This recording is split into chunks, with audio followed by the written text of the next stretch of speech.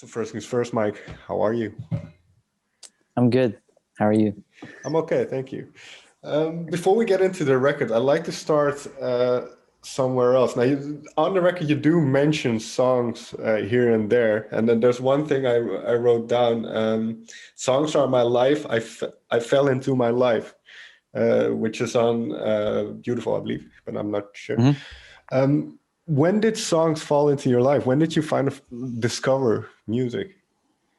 I discovered music very young. My dad's a musician.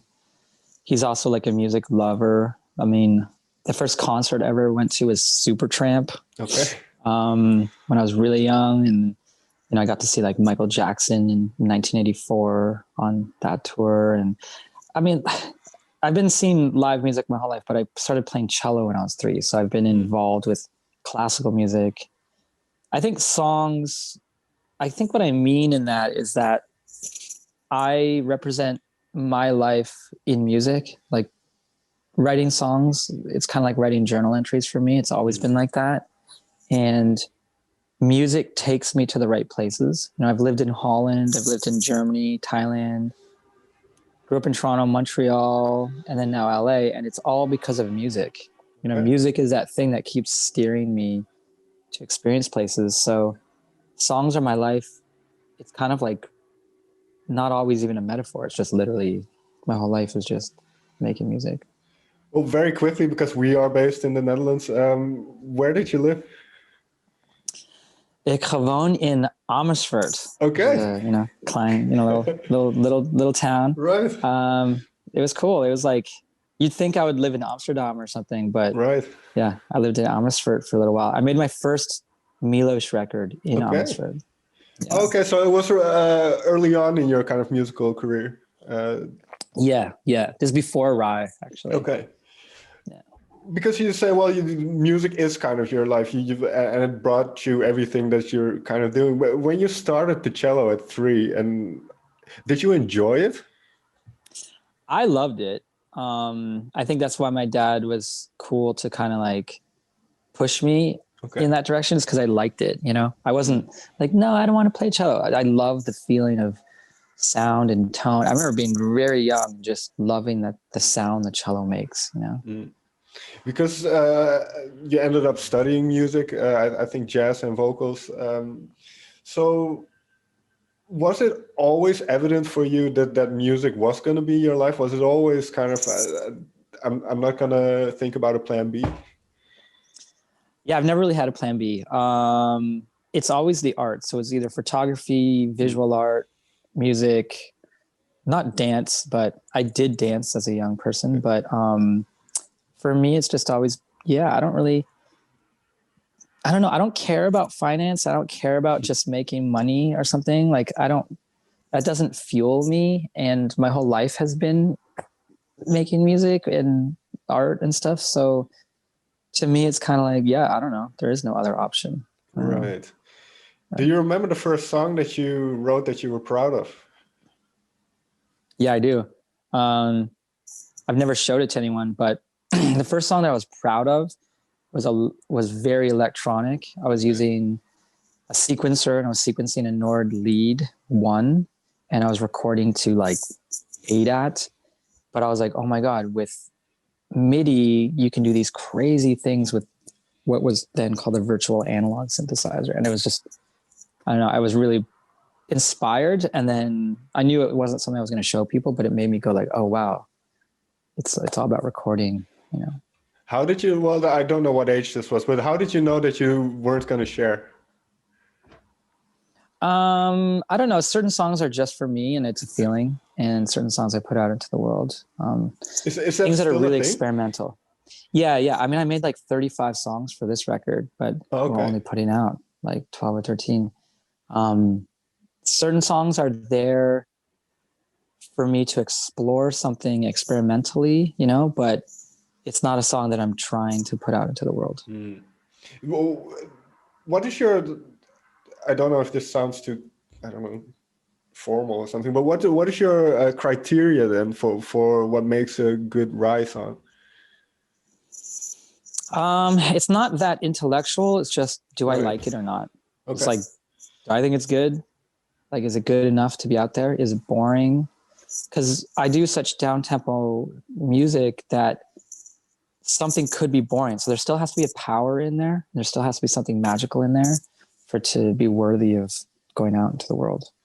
And is it like, because obviously you're not the same person now as the person who wrote that first song, and you continually develop. So are there things that you're looking for? And then in particular, with respect to this record, something that you honed in on to try to kind of add either to your arsenal or just develop as a musician? For me, production is a really key component of the Rhye project, and the way I produce the record, I keep like literally honing it. A lot of it is with me actually creating a recording studio on my property in Topanga, because we set up, I have an engineer that I work with. We set up the studio in a way that's highly conducive for my style of writing.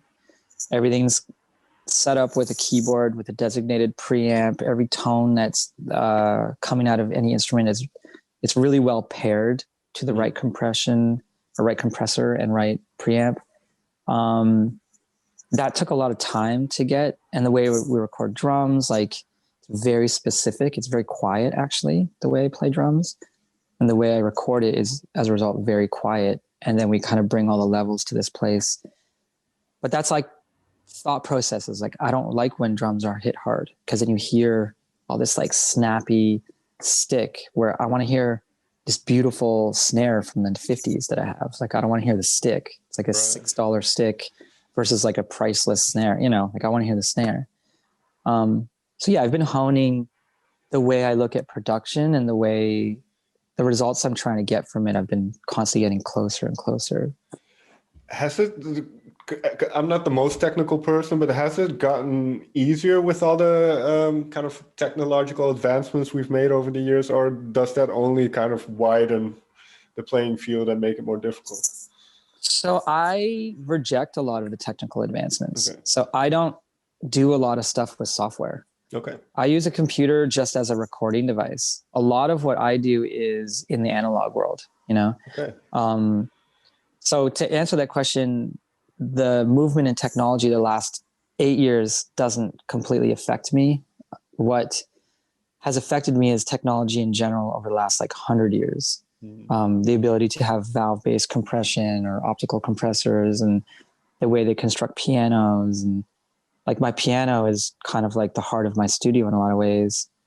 And that's a Yamaha U3. That's a very specific technology, but it's beautiful, but it's not connected to technology in the computer domain. Because I think, and I talk about this with a bunch of artists, where going down that analog road, it does present other challenges. So especially in the type of music that you make, is it a very laborious process? No, I actually find it easier than computers. So the reason I find it easier is you're playing things. It's like, I'm not using the computer. I'm not using MIDI. When you're playing things, it's just stream of consciousness. You just flow. So coming up with ideas is literally, you hit a chord and your mind or body knows what you want to hear next, Or when I'm singing, I don't do tons of editing of my voice. I sing a pass. So actually there's less work to do in a way, because you're getting it from the beginning, The actual recording is like, oh, that's what I want. I'm not going in and changing, and because computers have an unbelievable amount of options. You can edit forever. You can never end, and the limitations of analog recording, it's not pure analog, but the way I'm recording, I actually think they're kind of like parameters that you work within, and then as a result, you can kind of excel within those parameters. Right. So if we take this new album home, then do you kind of set those parameters, like you talked about the sounds and the settings on a lot of gear of yours? Do you set those parameters first and then start playing, or do these parameters kind of make themselves evident as you go along? I would say they make themselves evident. Gear, like the gear that I use, there's a lot of latitude in a lot of it, but So for example, there's a song called Hold You Down where I wanted this kind of like 70s guitar tone. And what I did was Nate played the guitar and then I ran it through afterwards through this thing called a Culture Vulture, which is a tube-based distortion unit. I literally sat there for like 45 minutes just listening to the guitar and getting the distortion to sound like that, you know? So you're dialing it in, you're being very meticulous. It's just, I'm only using that one unit. I'm not using tons of plugins or anything. I'm literally just the guitar going through it. There you go. You know? Right. And can I assume that the record was kind of mostly shaped by just going into this room and playing? Yeah, there's some elements of it that took a lot of planning. So getting the choir was a lot of planning because they're the Danish National Girls Choir. So they logistical challenges, like 60 girls came to LA and we recorded in LA. The choir is amazing. But so we approached that differently because I had to plan the parts and figure out what songs are going to be on. And they were just on 2 songs early in the process. I made the rest of the record in quarantine. So luckily I got that done before the pandemic. Everything else in the room is just, it's just happening on the fly. I usually take like 2 days to get a song going and then I relax and then I wait a little bit and then I get the lyrics done and then I do the strings last. So it's all done. Yeah. Okay. Yeah. And you mentioned you wrote about 35 or so songs. What was the first one that ended up on the record? And did that kind of function as a blueprint for where you wanted to go? Yeah, let me think about that. I think, and I'm not positive, but I think the very first song that I made for the record that is on the record is Holy. Okay. Which is actually the last song on the record before the outro. I had made a lot of other songs before that, but I think that's like in that slew of songs, I think that's the first one I'm like, okay, this is going to be on the record. And then, like you said, because, Spirit was only released in 2019, so you have a bunch of writing for that. Do you write in between for yourself then, and then kind of hone in on the album, or does that all go together and you kind of pick, okay, this can go there, this can go there? No, when I know it's for the album, I know it's for the album. Okay. Like there's a switch in my mind, but that's because I like scored a film this year as well. And so when I was in that mode, I was like, this is for the film. It's no way this is going on a record. It's just like sounds and strings and stuff. And then I made another record as well during this time, which is an ambient minimal classical record. So that's for that. And then when I was working on this record, I'm like, I'm in that headspace. When did the kind of the through line or the for this record become apparent to you? Did you kind of feel, when did you get the sense, well, I know where I want to go, I kind of have enough songs and I know how I want to shape this? I don't know if there was a definitive moment. The most definitive moment I had was when I did Need a Lover. I knew that was the last song that I needed to make for the record. But the whole time I was just making songs and then listening to them. And the saddest part of the process was cutting like 4 songs that I really like. Right. Because one of the things is we knew we were going to do it on vinyl. So you only have a certain amount of minutes you can do. You can't put out like a 2-hour record, you know? So that was a big moment too, when I was actually deciding, okay, I'm actually going to let go of these songs for this record. I was kind of sad about it. But do those then become songs that you keep for yourself, or might they find their way to the public at some point? I don't know. I think they cut them because ultimately they're missing something. So if I'm going to release them, I have to make some changes to them. Mm-hmm. I got to figure something out. Right. Well, there's I wrote down a couple of lines here and there, and there's a couple of songs I want to talk about a little bit more in depth. Mm-hmm. And a song like Beautiful, where does that start? Is it all sonically, or do the lyrics, can you start a song with the lyrics? How does that work? Yeah, for me, the lyrics are always last. Okay. Like they're literally the last thing.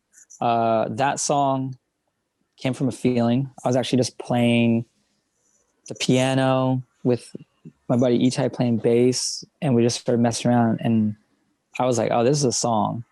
This feels good. And then I laid down the drums, and then we just kind of really quickly in like 2 hours did the whole structure of just the chords, the drums, and the bass. And then that was it. Then I took it back. I just sat on it for a bit. And then at home, I started working on the melody and the vocals and in all the little synthesizers and stuff. That was after. But the core song first happened just like piano, bass, and drums. And what I hear often from musicians is that when they start working on vocal lines, they kind of use placeholders. They just use sounds, but then and a stream of consciousness type of thing. But then they can find words in there that actually end up on the record. So how does that work for you in terms of the lyrics? Yeah, I just sing like mumbles, like like nothing. It's not really a word, right? But then I listen back like the next day and I can hear that I'm trying to say like real words, like, you know, like, oh my God, it sounds like heart. Like, and then I realize like I'm talking to myself. It's almost like I'm telling myself through these mumbles what I'm trying to sing about. And then it becomes the song. And then, yeah. Right. Because, well, you've always written very personal lyrics, but for instance, with a song like Beautiful, what goes through my head then, do you kind of, when you write that, is that a kind of view on love and beauty and things in general, kind of the concept of it, or do you think about a specific person in your life or somebody you saw walking down the street or something? So that song is the most simple song on the record because literally I'm just singing about Genevieve, who's my girlfriend, and I'm just saying like, basically saying, let's do life together. You know, let's do it. Yeah. It's simple. It's a really simple song. No, but in that sense, when you write lyrics, is it often so directly from life, like in this case, or is it more, can it be more conceptual about kind of the themes within that, within those things that you experience? I think I started from my own personal experience. So I always write about something specific that happened to me or that I'm feeling. And as I develop the lyrics, I start to kind of like usually develop like a double or triple entendre. Like there's never one meaning for the song. Right. And the other thing is I'm fairly adamant about it. I don't want to telegraph or like tell the listener how to feel or what to think. So I keep it simple and vague enough that you can have your own experience with the song as well. Genevieve calls it me making Rorschach charts. Like you see whatever you see in the ink blot. Right. It's kind of like that. So I'm singing about my own experience, but simple enough that you can have your own experience with the lyrics. Sure. Where does a line like "I'm so in love with my pain" come from then? Where does it come from? That comfort you feel when you feel pain, physical or emotional. There's definitely an immediate spike of narcissism when you feel pain. You're in a narcissistic moment because you're only feeling something that's all you. And then it relaxes, and then there's like a comfort in the fact that you felt that. I think that's why some people are self-destructive. It's like a form of narcissism, you know? Narcissism can be a positive in tiny increments. I mean, being an artist is narcissistic. I'm saying, hey, listen to my voice. Like that's a type of narcissism, but I think it's a healthy dose, you know? It doesn't switch over to like, I'm the best or anything like that. It's just enough narcissism that and so being in love with your pain it's like acknowledging a sensation that you're feeling and enjoying that. That's something that you can't totally share with the rest of the world. It's yours, you know? It reminded me of a line by Bob Marley that goes, every man thinks that his burden is the heaviest. And I think that's very much true, that everything that like you say, that kind of narcissism of oh, I have it really bad, or people take pity on me, or something like that. When you write a song like, because this is from Sweetest Revenge, when you write a song like that, are you in a specific mood to be able to write that song, or is it just another Sunday afternoon? Or that song, I was in a specific mood. Yeah. Okay. Yeah. I was kind of angry about something, and I was feeling some emotions around it. I don't like being angry because I think anger should only be used as a tool. It's not a state of being. It's really bad for you if you're constantly angry. So I needed to get it out. And I just had this like epiphany that the sweetest revenge is not being angry. It's not getting someone back. It's living a beautiful life, you know? And that's what the whole song is about. It's actually really optimistic. It's this idea of like, okay, that person did something that really upset me or hurt my feelings, or I feel like anger towards them as a result of this, but that doesn't make any sense. Like, I don't need to feel anger. That means that they're kind of controlling me in that moment. So I'm just going to move on and like just enjoy my life. And I even say like the sweetest revenge is living a good life, you know? Mm. And then the idea of like the sweetest revenge is killing you. I'm not saying revenge is killing you. It's like a, you know, it's like a double negative. I'm saying it bothers you that I'm living a good life. Kind of to come full circle then, because we started out talking about your life being infused with music from the beginning. In that sense, what role has music played over your life in terms of with what we just mentioned, kind of things like mood, anger? Is it a very cathartic experience for you as well? Yeah, 100%. I think I'm drawn to music because I'm constantly pushing out emotion. I'm not the most emotional person in real life. So the place where I express is actually in music. So it keeps me sane. It keeps me level. It keeps me calm. It's good for me. You know, I think I've chosen a life where I'm constantly trying to put myself in like a soft state, you know. Final question then. When did Home become the title of this album? Weirdly, it became the title way before the pandemic. Okay. I knew it was going to be called Home when I started it. I don't know why I knew it, but I bought a house and I built a recording studio on the property, and Genevieve's dad had a double lung transplant. And so we moved him into the guest house of the property so that she can kind of look after him. It was a really big thing in our life to buy this house because it helped with a lot of that. It helped with her dad. It helped with my creativity. It helped with her creativity. So I just knew it was going to be home. And then the pandemic hit and it was like, oh, like we're always just at home. Like, it's just like, that's it. Everybody's at home. So yeah, I knew early on. Okay. That it was going to be called Home. All right, Mike, thank you so much for taking the time to talk with me. Thank you so much.